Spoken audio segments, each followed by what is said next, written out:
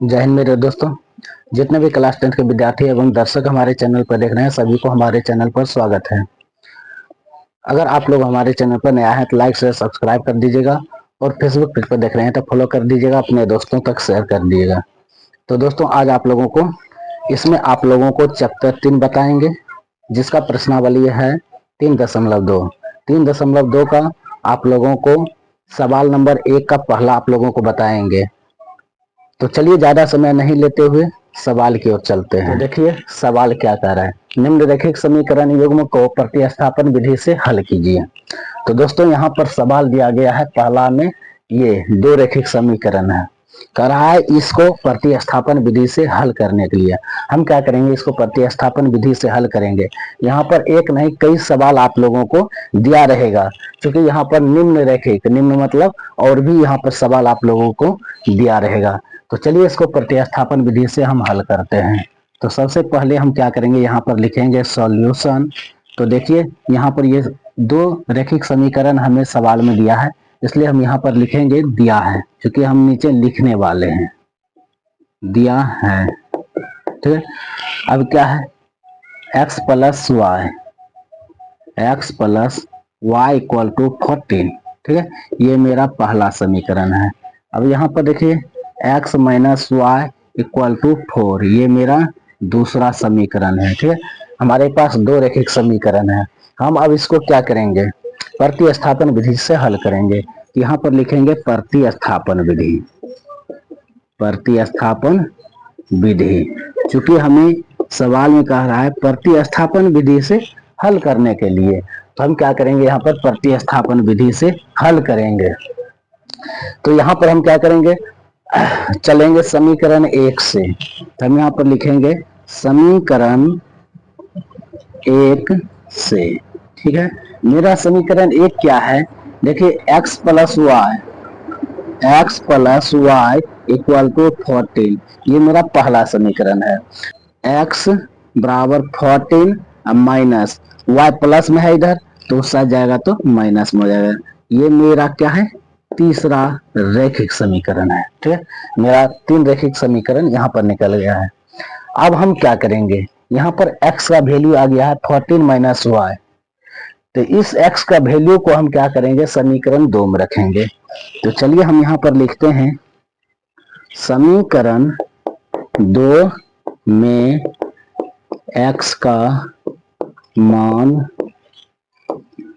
रखने पर, ठीक है, x का मान हम समीकरण 2 में रखेंगे। समीकरण 2 मेरा क्या है, x minus y equal to 4, ये मेरा दूसरा समीकरण है। तो हम यहाँ पर क्या करेंगे, देखिए x minus y equal to 4, यहाँ पर x है और x का वैल्यू कितना है 14 माइनस वाई, तो यहाँ पर x का वैल्यू हम रखेंगे 14 माइनस वाई इक्वल टू 4। ठीक है, तो हम यहाँ पर क्या किए हैं, x का वैल्यू रख दिए हैं। अब चलिए हम इधर चलते हैं। तो देखिए माइनस वाई और माइनस वाई को दोनों को जोड़ देंगे, चूंकि दोनों सेम है और चिन्ह भी क्या है, सेम है। तो हम यहाँ पर लिखेंगे -2y इक्वल टू 4। यहाँ पर देखिए प्लस में क्या है जी, 14 प्लस में है, इस साइड आएगा तो माइनस में हो जाएगा, तो -14।